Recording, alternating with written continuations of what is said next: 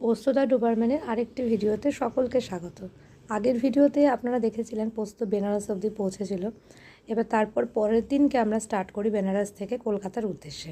কলকাতা টালিগঞ্জে পোস্তর পিসি থাকে, সেখানে আমরা ফার্স্ট গিয়েছিলাম।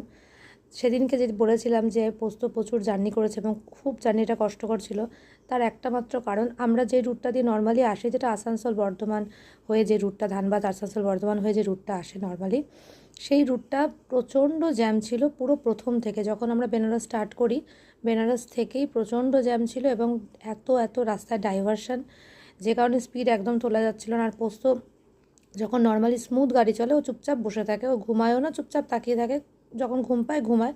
আর যদি খুব জার্কিং হয় তখন তো ওর জন্য একটু অসুবিধা হয়, ও চুপচাপ বসে থাকে বা দাঁড়িয়ে যায়, ও একটু ভয় লাগে, এই জিনিসটা হয়। এখানে পোস্তকে লাফালাফি করছে, ওই যে এরোপ্লেন দেখেছে ফার্স্ট টাইম, সেই জন্য ও